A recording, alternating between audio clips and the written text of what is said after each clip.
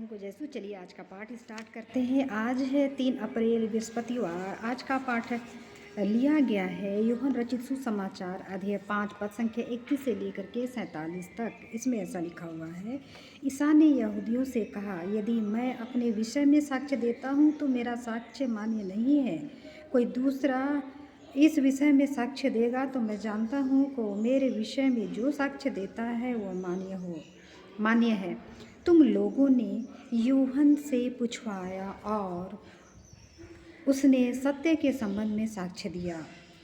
मुझे किसी मनुष्य के साक्ष्य की आवश्यकता नहीं। मैं यह इसलिए कहता हूँ कि तुम लोग मुक्ति पा सको। यूहन्ना एक जलता और चमकता हुआ दीपक था। उसकी ज्योति में थोड़ी देर तक आनंद मनाना तुम लोगों के लिए अच्छा लगा, परंतु मुझे जो साक्ष्य प्राप्त है वह यूहन्ना के साक्ष्य से भी महान है। पिता ने जो कार्य मुझे पूरा करने को सौंपा है, जो कार्य मैं करता हूँ, वही मेरे विषय में यह साक्ष्य देता है कि मुझे पिता ने भेजा है। पिता ने भी जो मुझे भेजा है मेरे विषय में साक्ष्य दिया है।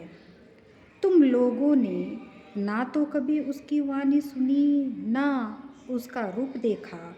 उसकी शिक्षा तुम लोगों के हृदय में घर नहीं कर सकी, क्योंकि तुम उसमें विश्वास नहीं करते। जिसे उसने भेजा, तुम लोग यह समझकर धर्म ग्रंथ का अनुसरण करते हो कि उसमें तुम्हें अनंत जीवन का मार्ग मिलेगा। वही धर्म ग्रंथ मेरे विषय में साक्ष्य देता है। फिर भी तुम लोग जीवन प्राप्त करने के लिए मेरे पास आना नहीं चाहते। मैं मनुष्यों की ओर से सम्मान नहीं चाहता। मैं तुम लोगों के विषय में जानता हूँ कि तुम ईश्वर से प्रेम नहीं करते। मैं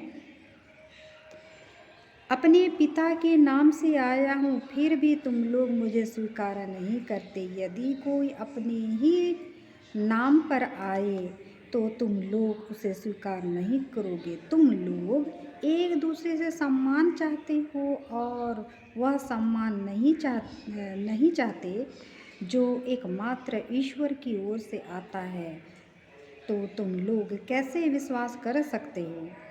यह ना समझो कि मैं पिता के सामने तुम लोगों पर अभियोग लगाऊंगा। तुम पर अभियोग लगाने वाले तो मूसा हैं, जिस पर तुम भरोसा रखते हो। यदि तुम लोग मूसा पर विश्वास करते तो मुझ पर भी विश्वास करते, क्योंकि उन्होंने मेरे विषय में लिखा है। यदि तुम लोग उसके लेखों पर विश्वास नहीं करते तो मेरी शिक्षा पर कैसे विश्वास करोगे? चलिए आज के पाठ का चिंतन करते हैं। प्रभु यीशु को पता है कि हम लोग कैसे हैं, हम लोग कितने अंधविश्वासी और पापी हैं। वो सब कुछ जानता है, फिर भी वो हमसे प्यार करता है, फिर भी हमें सुधारने की बार बार कोशिश करता है, लेकिन हर समय फेल हो जाता है पिता ईश्वर। लेकिन अगर हमको अनंत शांति चाहिए, सुख समृद्धि चाहिए, तो फिर हमें सुधरने की आवश्यकता है। और सुधरने के लिए यही एक अच्छा समय है, 40 का समय। तो चलिए सुधरने का प्रयत्न करते हैं, ईश्वर पर भरोसा करते हैं और अपने आप को ईश्वर पे समर्पित करते हैं। उसके बाद में देखिए अद्भुत चमत्कार हमारे जीवन में। हमें चमत्कार कराने के लिए इधर उधर तीर्थ यात्रा जाने की ज़रूरत नहीं है, अपने घर में चमत्कार होगा। बस ईश्वर को अपने आप में निछावर कर दें। चलिए आज का पाठ कैसे लगा? अगर पसंद आता है लाइक शेयर और subscribe this video. Thank you.